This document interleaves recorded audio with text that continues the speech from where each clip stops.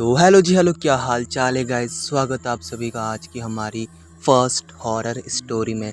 ये horror story एक hotel के ऊपर है और एक होटल के अंदर एक कमरा होता है जिसका नंबर होता है 408। तो चलिए ये कहानी शुरू करते हैं। ये कहानी है होटल के भूतिया कमरा नंबर 408 की। यह होटल भूतों का होटल तो नहीं था, पर इस होटल में कुछ ऐसी घटनाएं होती थी जिसके कारण ये होटल दूसरे होटलों से काफ़ी अलग था। कहानी की शुरुआत कुछ ऐसे है कि राहुल और उसका दोस्त अमित घूमने के लिए मनाली जा रहे थे। मनाली पहुंचते ही वे सबसे पहले अपनी कार से उस होटल में गए जहां उन्होंने अपना कमरा बुक किया था। वह थोड़ा आराम करने के बाद वह दोनों घूमने निकल गए। रात होने के बाद जब वह वापस अपने होटल जा रहे थे तभी मौसम के ख़राब होने के कारण होटल जाने का रास्ता बंद हो गया था। रास्ते को सही होने में सुबह तक का समय लगने वाला था। राहुल और अमित ने सोचा कि अपने होटल तो आज रात नहीं जा सकते, इसलिए आसपास किसी होटल में एक रात के लिए कमरा बुक कर लिया जाए और सुबह होते ही अपने होटल चले जाएंगे। वे दोनों कमरे की तलाश में अपनी कार से इधर उधर होटल ढूंढने लगे। आसपास कोई इंसान भी नहीं दिख रहा था जिससे वे लोग किसी होटल का रास्ता पूछ सके। काफ़ी समय बीत जाने के बाद उन लोगों को एक बूढ़ा आदमी दिखा। राहुल ने अपनी कार रोककर उससे होटल का रास्ता पूछा। बूढ़े आदमी ने इशारा करते हुए होटल का रास्ता बताया। राहुल बूढ़े के बताए हुए रास्ते की तरफ अपनी कार लेकर चल दिया। कुछ दूर चलने के बाद उन लोगों को एक होटल दिखाई दिया।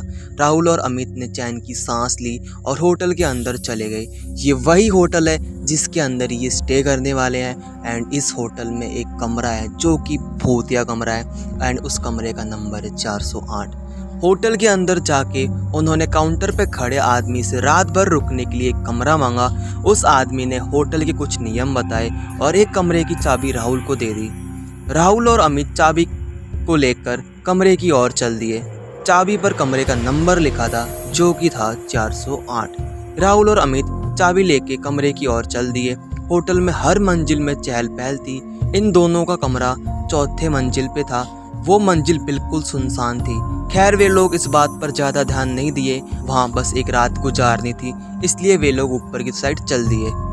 जैसे ही वह अपने कमरे के अंदर गए, अंदर पहुंच के उन्होंने देखा कि उस कमरे में काफ़ी धूल है। ऐसा लग रहा था जैसे कई सालों से वह कमरा बंद पड़ा हुआ है। वह ना तो नहाने का पानी था और ना पीने का पानी। राहुल ने वहाँ पे रखे फ़ोन से होटल के स्टाफ को कॉल किया। किसी ने कॉल उठाया पर कुछ बोला नहीं। डरावनी सी हंसी के बाद कॉल कट हो गया। उसके तुरंत बाद वापस से उसी फ़ोन पे कॉल आया।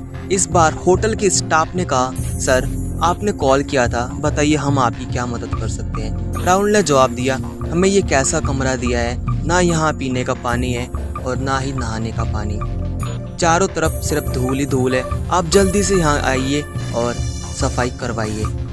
स्टाफ ने इस बात की माफ़ी मांगी और पूछा, आपका कमरा नंबर क्या है। तो राहुल ने जवाब दिया, कमरा नंबर 408। इतना सुनते स्टाफ डर गया। डरते हुए राहुल से पूछा, सर आप उस कमरे में क्या कर रहे हैं।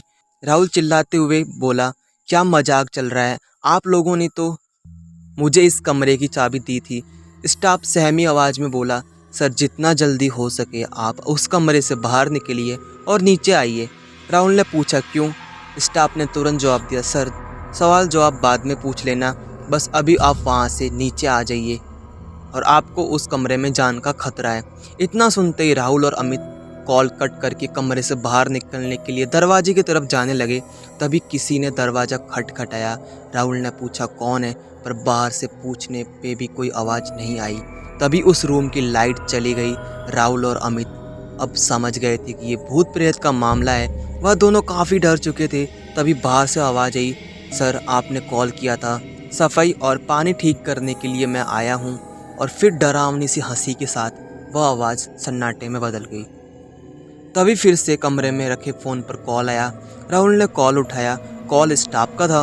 उसने कहा, सर अभी तक आप उस कमरे से निकले क्यों नहीं। राहुल ने जवाब दिया, नहीं, कमरे के बाहर एक होटल का स्टाफ आया है जो कह रहा है कि वह सफाई और पानी ठीक करने आया है।